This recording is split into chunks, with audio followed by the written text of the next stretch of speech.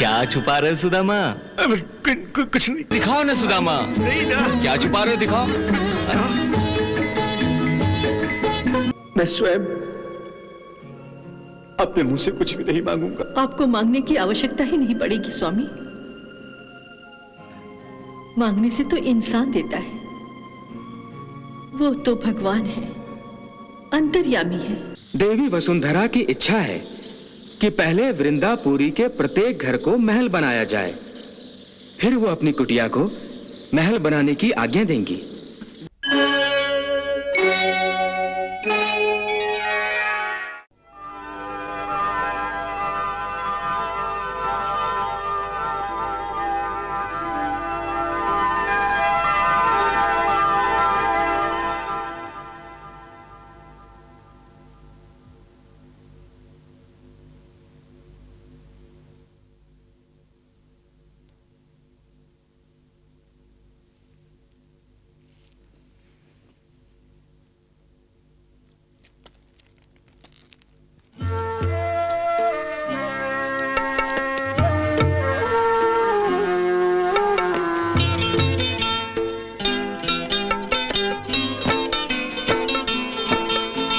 त्रिभुवन की जहाँ संपदा, अन्न धन के भंडार। त्रिभुवन की जहाँ संपदा, अन्न धन के भंडार। वहाँ स्थान कहाँ पाएंगे मेरे चावल चार? पगला सोच रहा, ये लाज कमारा सोच रहा।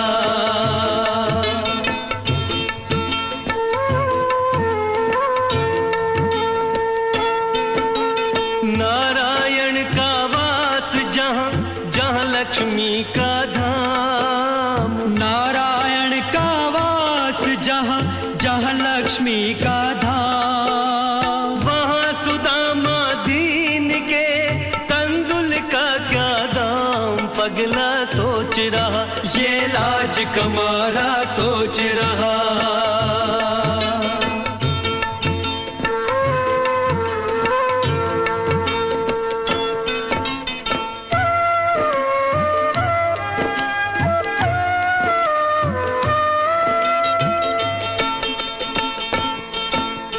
क्या सोचेंगी रानियां, क्या बोलेंगे दास? क्या सोचेंगी रानियां, क्या बोलेंगे दास? सहना होगा दीन को किस किस का उपहास। पगला सोच रहा, ये लाज कमारा सोच रहा।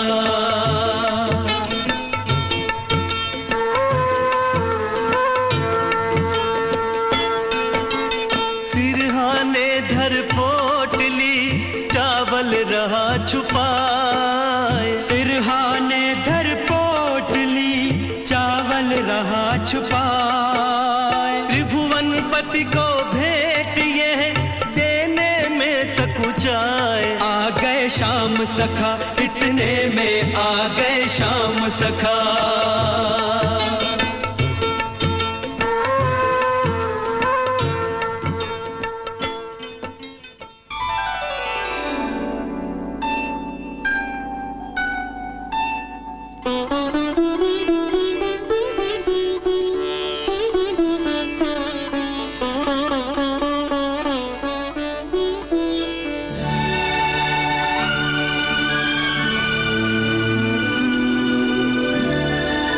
क्या छुपा रहे हो सुदामा? कुछ नहीं। कुछ नहीं। कुछ कैसे नहीं? अवश्य कोई वस्तु छुपाई होगी तुमने। नहीं। अरे अरे, आप ये क्या कर रहे हैं? आप क्या अपने मेहमान पर आरोप लगाना अच्छी बात है प्रभु? बिल्कुल नहीं। मेहमान तो भगवान का स्वरूप होते हैं।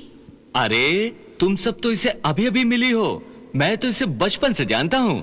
खाने पीने की चीजों के मामले में ये एकदम स्वार्थी है।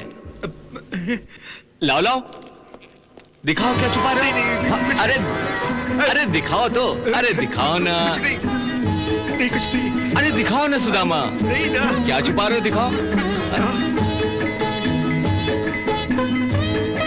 तब तो अवश्य कोई स्वादिष्ट वस्तु है। जिसे तुम अकेले हड़प कर लेना चाहते हो। भाभी जी ने अवश्य मेरे लिए कोई रसीली चीज बनाकर भेजी होगी। अरे दिखाओ ना सुदामा। क्या कर रहे हो? अरे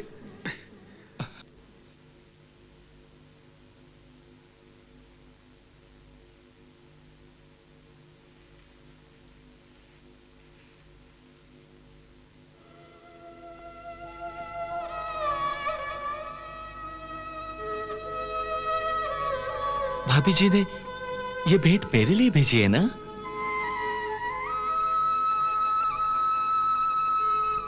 तो तुमने अभी तक दी क्यों नहीं? अरे मैं तो पहले से ही जानता था कि भाभी तुम्हें कभी भी खाली हाथ नहीं भेजेंगी। कुछ नहीं तो 5 सुपारी भेज देंगी या कम से कम 2 मुट्ठी चावल ही बांध देंगी मेरे लिए। नहीं नहीं, ये पोटली मत खोलो। बात यह है कि मैं जल्दी में चला आया, कुछ भी तैयार नहीं था, तो तुम्हारी भाभी ने कहा इसे ही ले जाओ। देवर जी इसी से मेरे स्नेह भाव को समझ जाएंगे।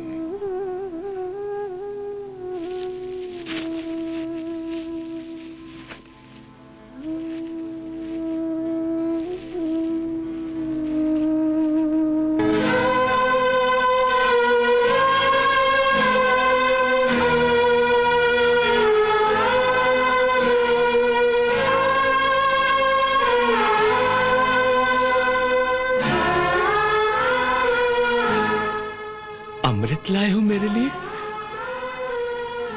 और छुपाए छुपाए फिर रहे हो।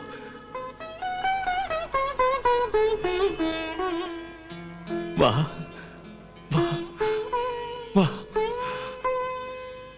भाभी जी ने क्या भेंट भेजी है। प्यार के अमृत में भीगे हुए ये तंदुल, प्रेम के रंग में रंगे हुए ये स्नेह के माणिक मोती,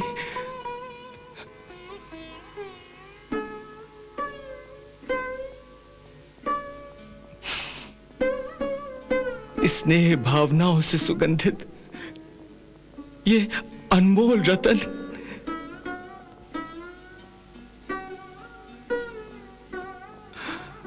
अरे ये तो संसार की सबसे उत्तम, सबसे अनमोल भेंट है और इससे छुपा रहे थे तुम।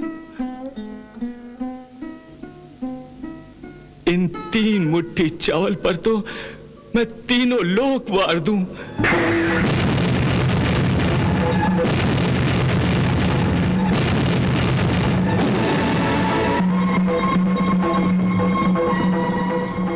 हाँ सुदामा, तीनों लोक वार दूं।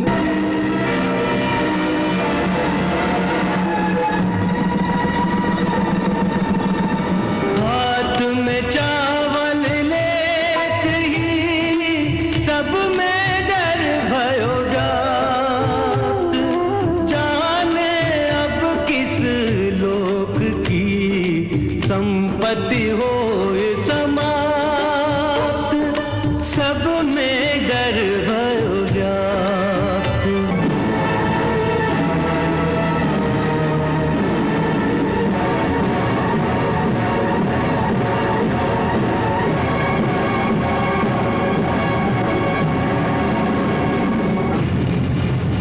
हर दाने का मोल यदि देने लगे भगवान, रह जाएगा सृष्टि में बस एक ही धनवान, बस एक ही धनवान।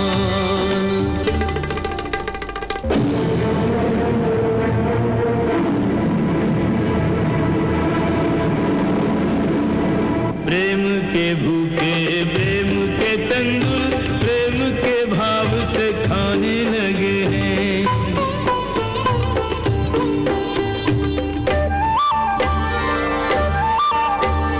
तंदुल के दानों दैन्य दरिद्र चबाने लगे हैं। एक एक मुट्ठी में एक एक लोग, एक एक मुट्ठी में एक एक लोग सुदामा के भाग में जाने लगे हैं। एक एक मुट्ठी में एक एक लोग सुदामा के भाग में जाने लगे हैं। त्रिभुवन पति की देख उदारता तीनों भवन थर्राने लगे हैं। त्रिभुवन पति की देख उदारता तीनों भवन थर्राने लगे हैं।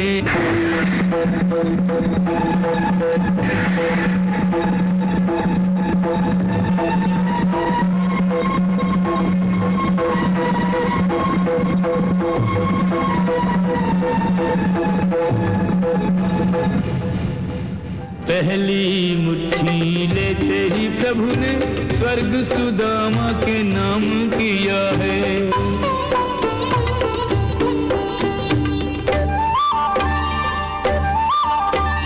दूसरी मुट्ठी में पृथ्वी लोक का वैभव विप्र को सौंप दिया है।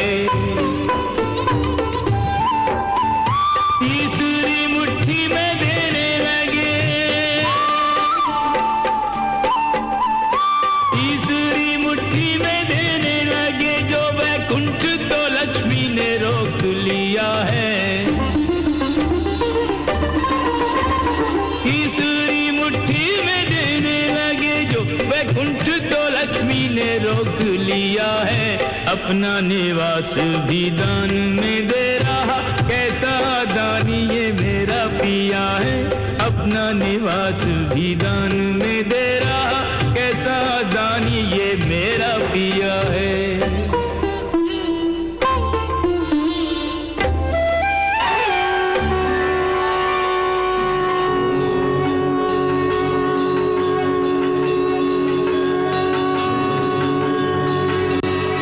त्रिलोकीनाथ, ये आप क्या कर रहे हैं?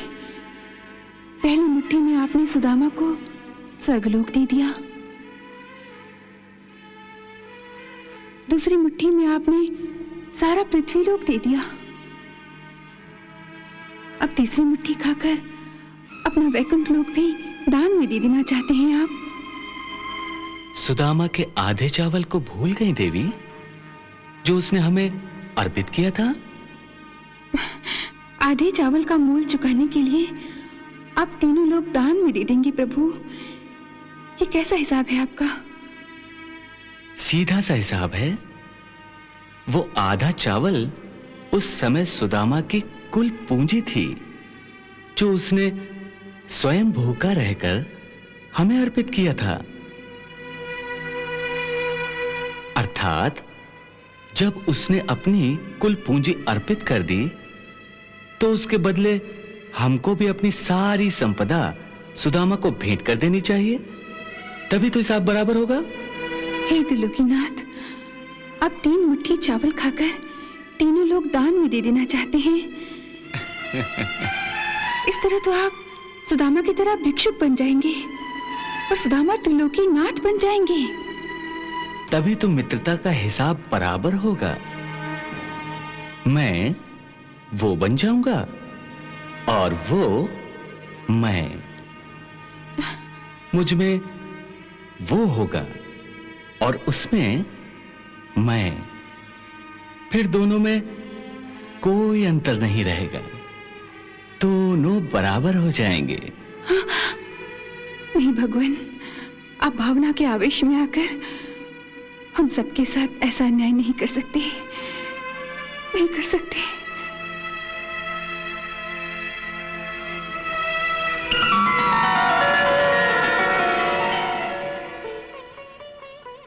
ये तो बहुत अन्याय है प्रभु। आप अकेले ही भाभी के दिए हुए तंदुल खाए जा रहे हैं। अरे हमारा भी तो कोई हक बनता है इस अमृत में। लाइए हमें दीजिए।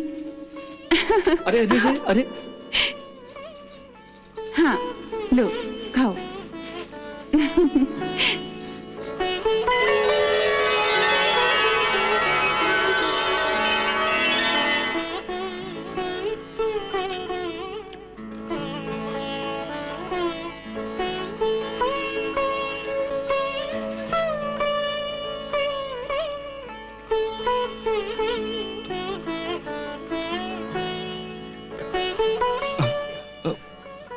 देखा सुदामा, मेरी एक मुट्ठी चावल का नुकसान हो गया, सब खा गई।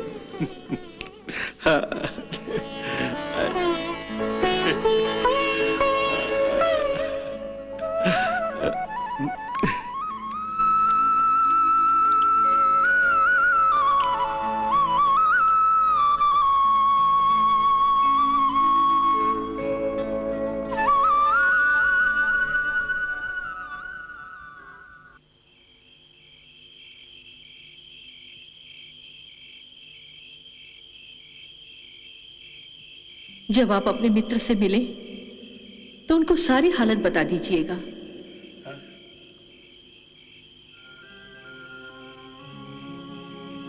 वो अवश्य आपके सारे दुख हर लेंगे। देखो वसुंधरा, मैं वहां जा रहा हूं केवल तुम्हारे कहने पर। मैं फिर से कह रहा हूं, मैं स्वयं अपने मुंह से कुछ भी नहीं मांगूंगा। आपको मांगने की आवश्यकता ही नहीं पड़ेगी स्वामी। मांगने से तो इंसान देता है, वो तो भगवान है, अंतर्यामी है। वो बिना मांगे ही सब कुछ दे देंगे। आप केवल एक बार उनके पास पहुंचना चाहिए। अच्छी बात है, चला जाऊंगा।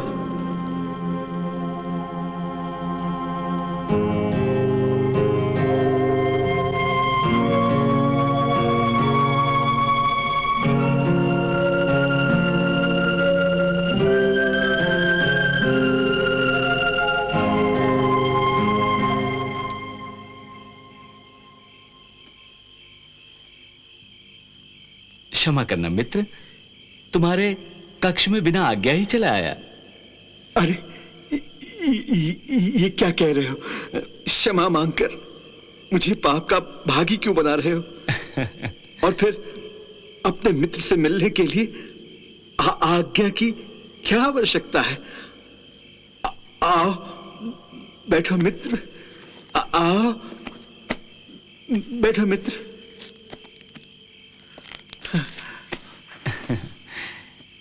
क्या सोच रहे थे? नहीं, कुछ भी तो नहीं। भाभी से पहली बार जुदा हुए हो ना? हाँ। अवश्य उनकी याद तुम्हें सता रही होगी। लगता है मैं गलत समय पर आ गया हूं। अच्छा भाई, मैं चलता हूं। अरे नहीं नहीं मित्र, ये तो मेरा सौभाग्य है कि अपने बाल सखा के साथ कुछ पल और बिताने का अवसर मिल गया। सौभाग्य तो मेरा है कि मुझे तुम जैसा मित्र मिल गया है। ये कहकर तुम मुझे लज्जित कर रहे हो मित्र। अरे लज्जा वज्जा छोड़ो। हाँ? और निसंकोच अपने दिल की सारी बातें कह डालो। पता नहीं फिर एकांत में ऐसा अवसर मिले ना मिले। हाँ,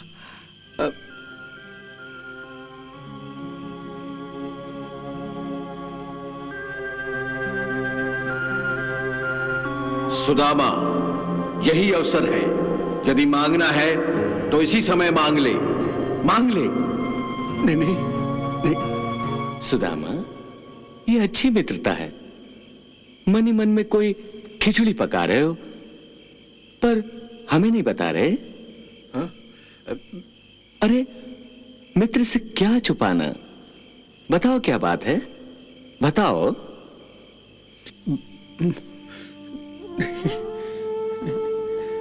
देखो, इस संसार में जीवन में कितनी बातें होती हैं जो किसी से कही नहीं जा सकती।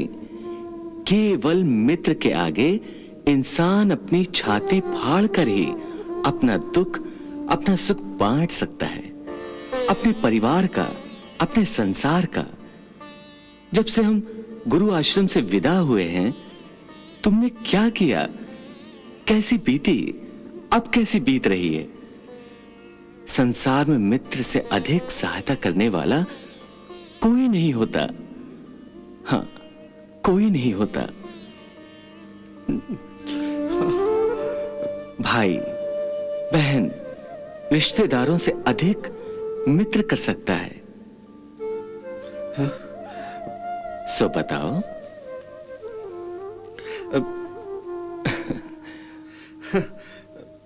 मैंने तुम्हें कहा था कि मित्रता मैं निभाऊंगा, सो मेरा वचन आज भी सत्य है। अरे आज भी सत्य है। बताओ, कोई सेवा, कोई काम, कोई मदद, अरे मित्र से कैसा पर्दा? बताओ क्या बात है? नहीं, कुछ भी तो नहीं। तुम वैसे ही शंका कर रहे हो। मुझे किसी भी चीज की आवश्यकता नहीं है। तुम्हारी दया से सब कुछ तो है यहां। हाँ? अरे यहां तो सब ठीक है। मेरा मतलब था तुम्हारे घर पर तो सब ठीक ठाक है ना? हाँ, सब ठीक ही है। परंतु भाभी ने अवश्य कोई संदेशा भेजा होगा। जिस भाभी जी ने चावलों जैसी अनुपम भेंट भेजी थी, उन्होंने मुझसे कुछ नहीं कहा। ये कैसे संभव है? यदि कोई संदेश भेजा होता तो चावल की भेंट के साथ कहना दिया होता। क्या पता, सबके सामने चावल छुपा रहे थे। वैसे ही हो सकता है संदेश भी छुपा रहे हो। लेकिन इस समय तो मेरे अलावा यहां पर और कोई नहीं है। फिर कैसी लज्जा? बताओ ना भाभी ने क्या कहा, बताओ ना। आते समय वसुंधरा ने कहा था कि हाँ हाँ, क्या कहा था? यही कि अपने मित्र से कहना कि हाँ हाँ, क्या कहते ना? यही कि तुम्हारी दया से सब कुछ ठीक ठाक है, सब कुशल मंगल ही है।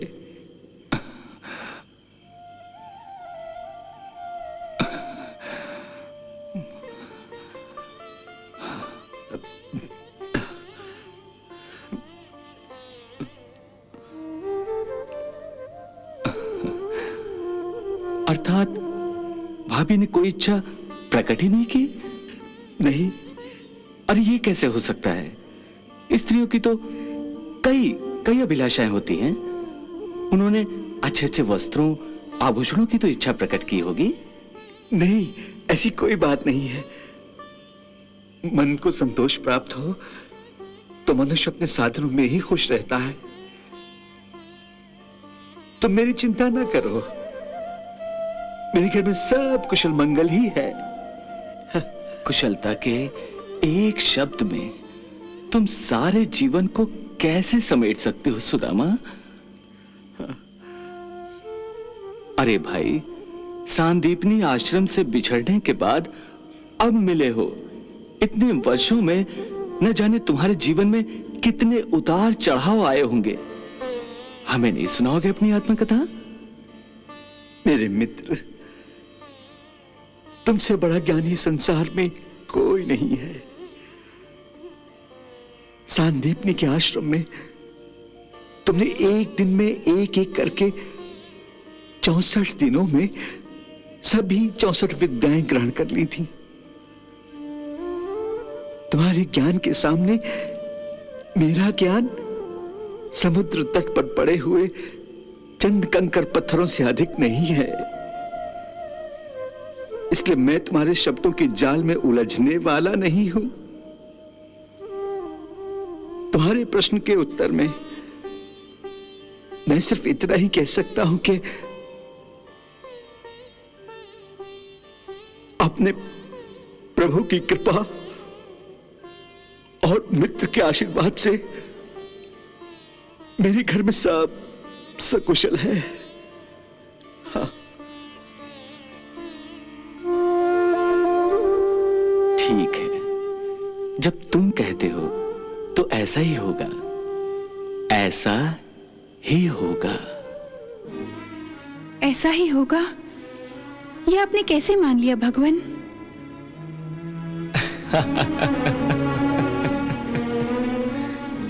जबकि आप तो भली भांति जानते हैं कि ऐसा नहीं है। सुदामा बहाना बना रहे हैं। सुदामा के घर सब कुछ सकुशल नहीं है। वे गरीबी के मारे हैं। अपने आत्मसम्मान और आपको कष्ट न देने के लिए वे अपनी दुर्दशा आपसे छुपा रहे हैं भगवान।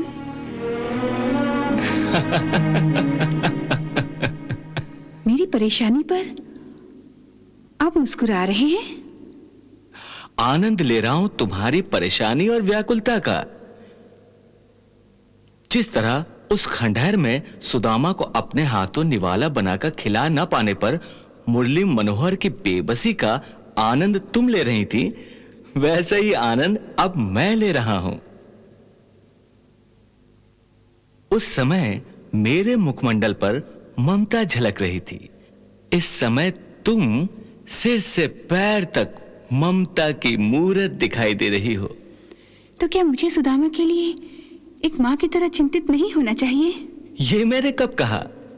भगवान, यदि मुझे मां की तरह चिंतित होना चाहिए तो आप निश्चिंत क्यों हैं? सुदामा के ये कहने पर कि सब कुशल है, आप ऐसा ही होगा मानकर चले आए? देवी, जब सुदामा ने कहा कि उनका परिवार सकुशल है तो मैंने कहा ऐसा ही होगा, अर्थात अब से ऐसा ही होगा।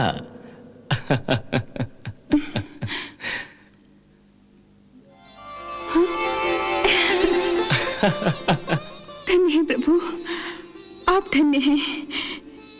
मेरी भूल को क्षमा करें। ये तो बताइए कि ऐसा ही होगा, होगा कैसे?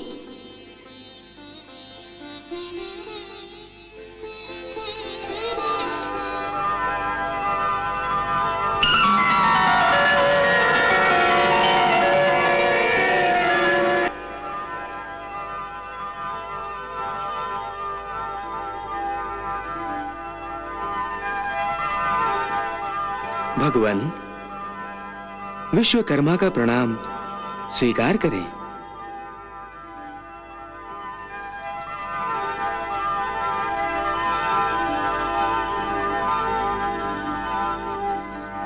आज्ञा करें भगवान, विश्वकर्मा को किस लिए स्मरण किया गया है?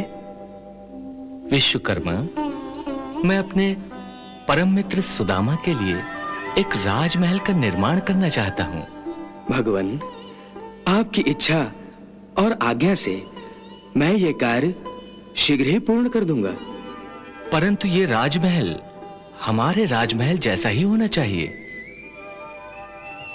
और इस राजमहल की विशेषता ये होनी चाहिए कि इसमें जो भी रहे, चाहे वो सांसारिक हो चाहे वैरागी, उसके मन को शांति और संतोष मिलना चाहिए। ऐसा ही होगा प्रभु। सुदामा जी के राजमहल का निर्माण शांति और संतोष की आधारशिला पर ही होगा। परंतु सुदामा के जाने का समय आ गया है, इसलिए यह कार्य अति शीघ्र होना चाहिए। जैसी प्रभु की आज्ञा।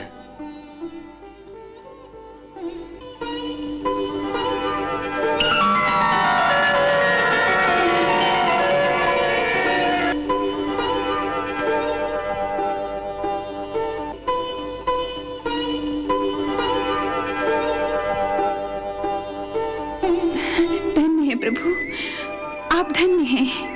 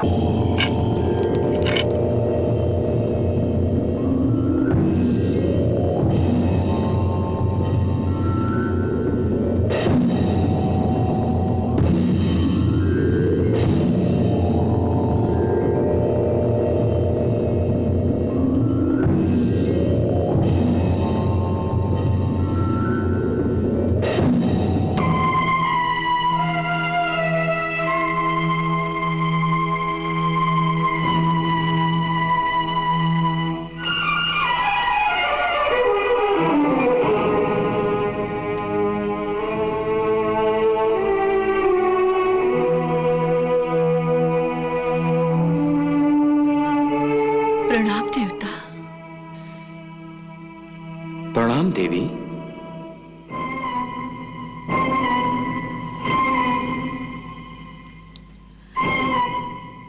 कौन है आप? और गरीब की कुटिया में किस कारणवश पधारे हैं? देवी, मेरा नाम विश्वकर्मा है। देव शिल्पी विश्वकर्मा?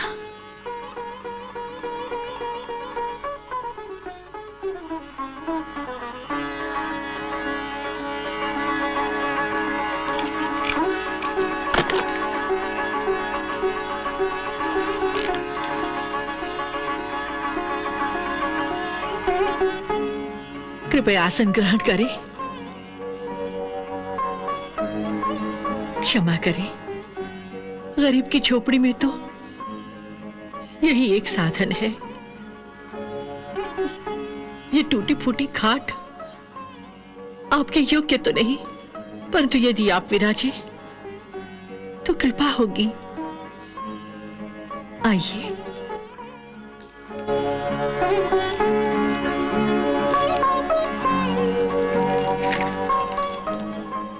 धन्यवाद देवी। आज्ञा कीजिए, मैं आपकी क्या सेवा करूं? सेवा तो मैं करने आया हूं देवी। मुझे भगवान श्री कृष्ण ने आज्ञा दी है कि सुदामा जी के घर लौटने से पहले इस कुटिया के स्थान पर एक राजमहल का निर्माण करूं। वैसा राजमहल जैसा भगवान श्री कृष्ण का अपना महल है। श्री कृष्ण के महल जैसा राजमहल? हाँ देवी, वैसा ही राजमहल, हीरों पन्नों से जगमगाता हुआ महल, वैसा ही वैभवशाली महल, शानदार महल। ये उनकी उदारता है जो वो एक ब्राह्मण मित्र पर अपनी कृपा कर रहे हैं। एक गरीब की कुटिया को राजमहल में बदलना चाहते हैं,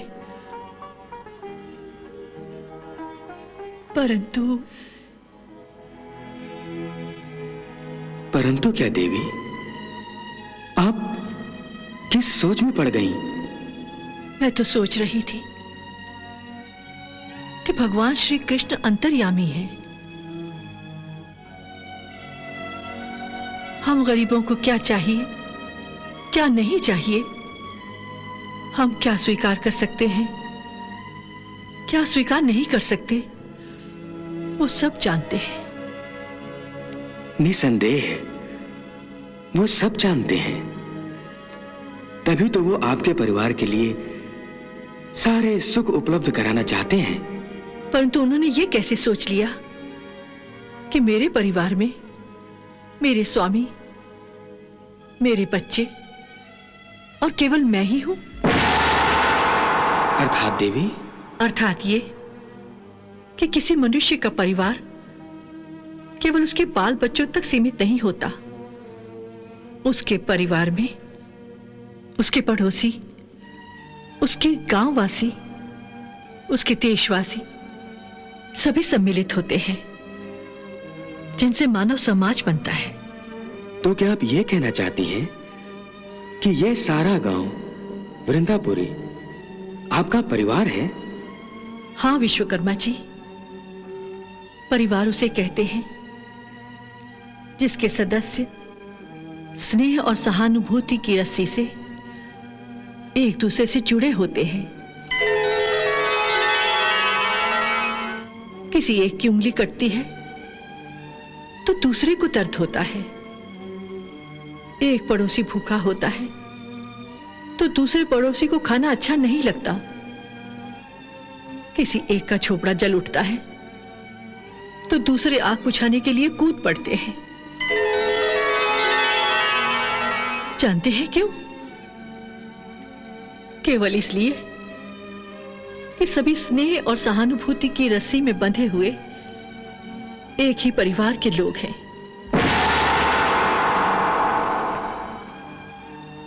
वर्षों तक इसी वृंदापुरी वालों ने हमारा भरण पोषण किया है।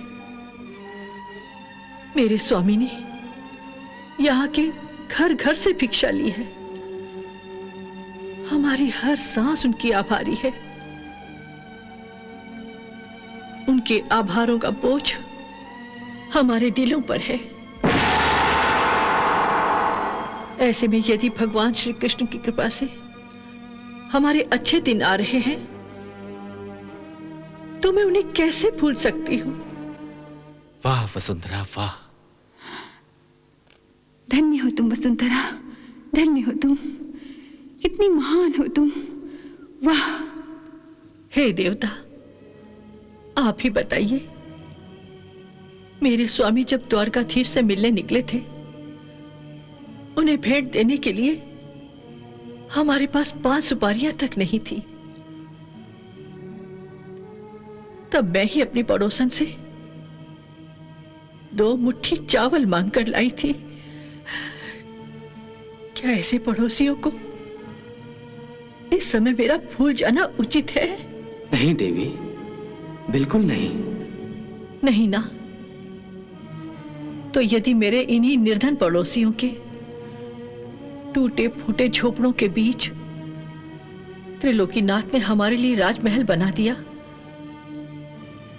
तो क्या अच्छा लगेगा? हे स्वर्ग निर्माता, वृंदापुरी निर्धनों की बस्ती है। मैं इस नरक के बीच में आपको केवल अपने लिए स्वर्ग बनाने की अनुमति नहीं दे सकती हूं। इतनी स्वार्थी नहीं हूं मैं। इसलिए आप हमारी ओर से भगवान से सादर ये निवेदन करें कि या तो इस झोपड़ी को यूं ही रहने दे, या फिर पहले वृंदापुरी के हर घर को स्वर्ग बनाए, फिर हमारी कुटिया पर कृपा दृष्टि करें। हे देवी, मैं अभी भगवान की इच्छा पूछता हूं।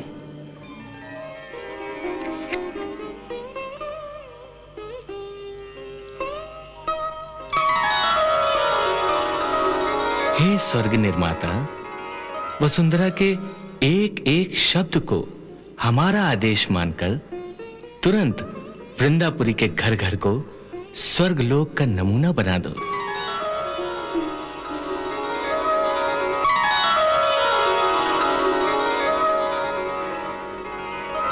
हे देवी, भगवान ने आपकी इच्छा को स्वीकृति दे दी है। मुझे शीघ्र ही सारे वृंदापुरी का उद्धार करना होगा।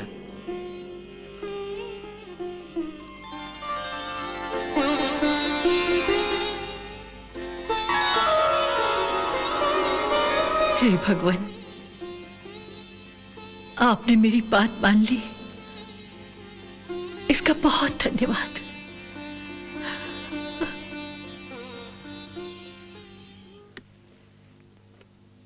वाह वसुंधरा वाह, आज तुम्हारे मन का इतना विशाल और चरित्र का इतना विराट रूप देखकर आत्मा गदगद हो गई। वसुंधरा, आज तुम मानवता के उच्चतम शिखर पर खड़ी हो, उच्चतम शिखर पर। सत्य है भगवान, वसुंधरा की भक्ति और मानवता पवित्र और पूजनीय है। देवी, वसुंधरा की भक्ति उस पवित्र नदी की तरह है जिसका जल यदि सागर में मिल जाए तो उस विराट सागर को भी पवित्र बना देता है। सुदामा और वसुंधरा की भक्ति, मानवता और पुण्य की पवित्र नदी के जल से आज पूरी वृंदापुरी तृप्त हो रही है। यह आपने अच्छा ही किया भगवान कि सुदामा और वसुंधरा को निहाल कर दिया, सब कुछ दे दिया उन्हें। परंतु हे देवी, हमने तो अपनी ओर से सुदामा और वसुंधरा की सांसारिक इच्छाओं की पूर्ति करके अपने आधे चावल का थोड़ा मोल तो चुका दिया है। परंतु अब आपकी बारी है। उस शेष आधे चावल का कुछ मोल आपको भी चुकाना है। याद है ना, चावल का वो आधा दाना जो वसुंधरा ने आपको अर्पित किया था। कैसे भूल सकती हूँ मैं उस अनमोल भेंट को। प्रभु, उसके बदले मैं भी वसुंधरा को एक अमूल्य उपहार दूंगी, अवश्य दूंगी।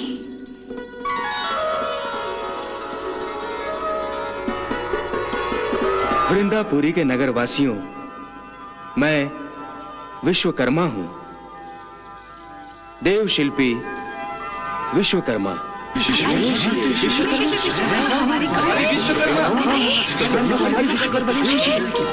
हे देव, हम सभी नगरवासियों की ओर से सादर प्रणाम स्वीकार करें।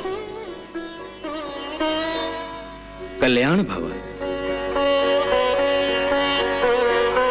हे स्वर्ग निर्माता, आपके स्वर्गलोक से वृंदापुरी तक आने का क्या प्रयोजन है?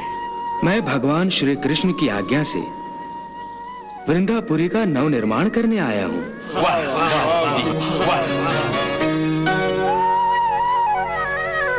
हे देवता, ईश्वर की इस कृपा के हम आभारी हैं, परंतु आप हमें यह बताने का कष्ट करें कि ईश्वर की इस कृपा का कारण क्या है?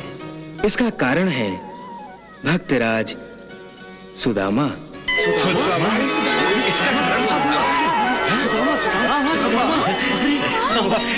सुदामा।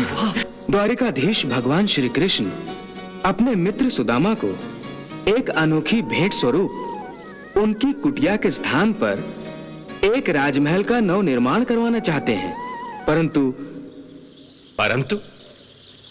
परंतु क्या देव? परंतु उनकी पत्नी देवी वसुंधरा ने इसकी आज्ञा नहीं दी। देवी वसुंधरा की इच्छा है कि पहले वृंदापुरी के प्रत्येक घर को महल बनाया जाए, फिर वो अपनी कुटिया को महल बनाने की आज्ञा देंगी। अतः भगवान श्री कृष्ण ने देवी वसुंधरा की ये इच्छा भी स्वीकार कर ली है। वसुंधरा बहन, तुमने तो कमाल कर दिया। अरे सखी, कमाल नहीं, हम सबको निहाल कर दिया, निहाल। देवी वसुंधरा की इच्छा और भगवान श्री कृष्ण की आज्ञा अनुसार मैं वृंदापुरी के प्रत्येक घर को महल में परिवर्तित करने आया हूँ। क्या हमारा घर राजमहल बन जाएगा? अब हम सबके घर राजमहल बन जाएंगे? अरे अवश्य। देव शिल्पी के कथन में शंका कैसी?